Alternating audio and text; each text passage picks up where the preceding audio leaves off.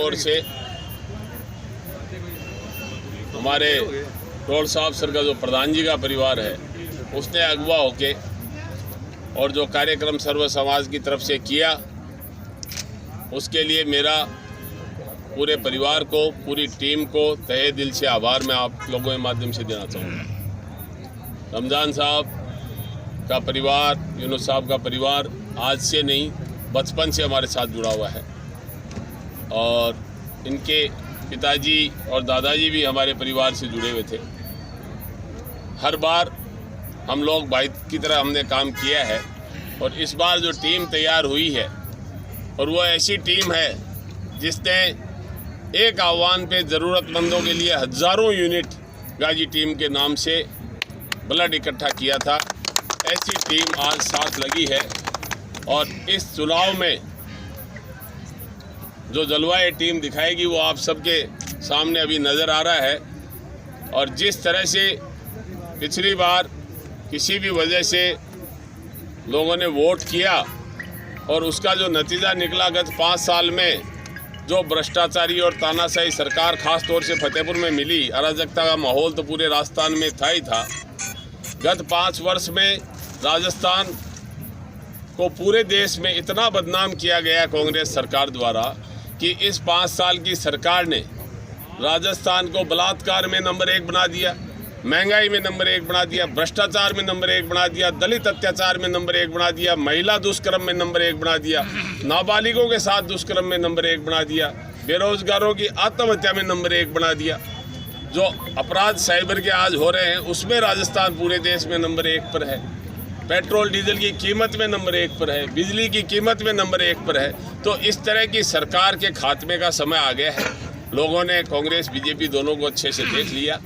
आज सब लोगों ने जो मेरे पे विश्वास किया है और जननायक जनता पार्टी जिसने मुझे विश्वास किया है और आप लोगों के विश्वास पे मुझे टिकट दिया है, उसकी लाज रखने का काम हम करेंगे। और इस बार जननायक जनता पार्टी का जो निशान चाबी का है, आप तय मानिए कि उसी चाबी से विधानसभा का ताला खुलने वाला है। किस तरीके का रोड शो रहने वाला है, किस तरीके का कार्यक्रम है जी? 28 तारीख का किस तरीके का कार्यक्रम है? 28 तारीख को आदरणीय दुष्यंत जी चौटाला जो उप मुख्यमंत्री हैं हरियाणा के, जो पूरे देश में किसान वर्ग के एकमात्र मुख्यमंत्री या उप मुख्यमंत्री हैं, वो फतेहपुर आने वाले हैं और एक रोड शो का आयोजन होगा। वो रोड शो और फतेहपुर से चल के ताजसर, सदीनसर, तिहावड़ी, तिहाय, ठिमोली, बाखरवासी, ओतावा, रामगढ़, ढांडन और फिर यहीं रोड साहब सर में आके जो है वो रोड शो पूरा होगा। एक दिन का, पूरे दिन का, सुबह 10 बजे से लेके शाम तक का रोड शो रहने वाला है। एक आम धारणा है कि मुसलमान कांग्रेस को छोड़ के नहीं जा सकते, एक तरह से उनके बंधुआ है। आज का जो माहौल देख के आपको क्या लगता है, ये धारणा टूटेगी या? देखिए, ये जो बड़ी बड़ी पार्टियां हैं, कोई धर्म के नाम पे लोगों को तोड़ रहा है, कोई जाति के नाम पे लोगों को तोड़ रहा है, कोई क्षेत्र के नाम पे लोगों को तोड़ रहा है। हम तो सबको साथ लेके चलने वाले लोग हैं। मैंने तो 2013 में चुनाव लड़ा था, उसमें मुझे हर धर्म, हर जाति के व्यक्ति ने वोट दिया था, तभी निर्दलीय के रूप में मैं जीत के यहाँ से गया था। ऐसा कोई जाति धर्म नहीं है जिसका मेरा साथ नहीं रहा। मैंने आपको अभी बताया कि हम बचपन से साथ हैं, स्कूल कॉलेज के टाइम से साथ हैं और हमारे परिवार पिछले 50, 60, 70 साल से जुड़े हुए हैं। तो ऐसी स्थिति में मैं इन चीज़ों में विश्वास नहीं करता। मेरे साथ सब लोग जुड़े हुए हैं, सबका मुझे आशीर्वाद, समर्थन, स्नेह और प्यार मिलता है और मैं भी सबके बीच में रह के बहुत खुश रहता हूं। फतेहपुर में क्या प्राथमिकताएं रहेंगी सर, अगर मौका मिलता है? क्या प्राथमिकताएं फतेहपुर को लेकर आप? पहली प्राथमिकता तो ये है कि यहाँ जो तानाशाही भ्रष्टाचार का तांडव चल रहा है गत 5 वर्ष से, खास तौर से उसको मिटाना पहली प्राथमिकता है। फतेहपुर के आम आदमी का, फतेहपुर के युवा का, फतेहपुर के बुजुर्ग का, सबका सम्मान रहे और फतेहपुर का नाम राजस्थान में गौरव से लिया जाए, ये मेरी तमन्ना है। हरियाणा में गठबंधन में है आपकी पार्टी और यहाँ अलग अलग चुनाव लड़ रहे हैं, तो चुनाव बाद जाएंगे सरकार के साथ या क्या? राजनीतिक पार्टियां हैं, गठबंधन होते भी हैं, गठबंधन टूटते भी हैं। मैं तो आप ये मान लो, जननायक जनता पार्टी ने मुझे आप लोगों की वजह से, जनता की वजह से विश्वास किया और मुझे टिकट दी है। मैं जनता के विश्वास पे खरा उतरूंगा, ये मैं आपको दावे के साथ कह सकता हूँ। पहले भी 5 साल जो कार्यकाल है वो जनता ने मेरा देखा है और उसी के आशीर्वाद के स्वरूप आज मैं फिर चुनाव में मैदान में डटा। आज का जो माहौल नजर आया उसको देखते हुए आप क्या कहेंगे? आज का जो माहौल नज़र आया है उसको देखते मैं ये कहना चाहूँगा कि जीत को और सुनिश्चित सब भाइयों ने मिलकर बना दिया है और हम जीतेंगे, निश्चित तौर पे जीतेंगे और फतेहपुर में परिवर्तन आएगा।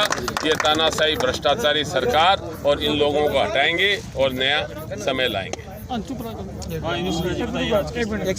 देखिए, आपने भी थोड़ी देर पहले बड़े भाई जोशी साहब ने एक सवाल किया कि मुसलमान कांग्रेस के अलावा वोट नहीं देता है।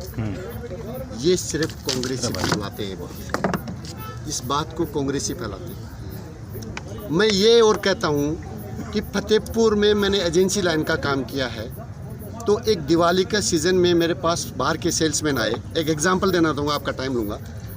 तो सेल्समैन ऑर्डर लेने के लिए गए, दिवाली पे ऑर्डर लेते हैं सेल्समैन, तो वहाँ पे सब बुरखे वाली घूम रही थी। तो वो आके बोले, यार यूनुस खान जी, आपके शहर का अलग ही माहौल है। बोले क्या हुआ? बोले दिवाली का मौसम सीज़न तो हिंदू भाई मनाते हैं, आपके तो मुसलमान ग्राहक ज़्यादा हैं। तो ये फतेहपुर सब धर्मों का शहर है। और मैं एक बात और कहता हूँ कि पिछले 4.5 पौने 5 साल में जब धर्म संकट में नहीं आया, कौम संकट में नहीं आई, तो कांग्रेस के कार्यकर्ता आलतू फालतू ऑडियो वीडियो बना के मुसलमान मोहल्लों में मुसलमान ग्रुप्स बना के कायम खानी ग्रुप बना के जाति धर्म सूचक गालियां दे के क्यों फैला रहे हैं? आप अकेली कोई भी पार्टी को नहीं कह सकते कि वो पार्टी जातिवाद फैलाती है, वो पार्टी जातिवाद फैलाती है। मैं कहता हूँ जो राजनीतिक पार्टियां हैं वो सारी जातिवाद फैलाती हैं। पिछले चुनाव में आपका जो परिवार है, हाँ जी, प्रतिद्वंदी रहे एमएलए के परिवार के, आप हर समय उनके खिलाफत में चुनाव लड़े, उसके बाद सारी चीज़ें भूल के आपने एमएलए के साथ रहे। ऐसा क्या रहा कि अब आपको इनके खिलाफ जाना पड़ता है? देखो, मेरा दुख मैंने मेरे आपके लाइव में गा दिया। अब मैं दूसरा चीज़ में बता देता हूँ। मेरा बेटा, मेरा भतीजा, इनका बेटा, हमें वो चढ़ता हुआ सितारा दिखा, हमने उसका कहना माना और हमने भाई विधायक जो अभी मौजूदा विधायक को अनकंडीशनल समझते हो आप, बिना शर्त के मेरी माँ और मेरे बेटे गाजी के कहने से उसको सपोर्ट किया।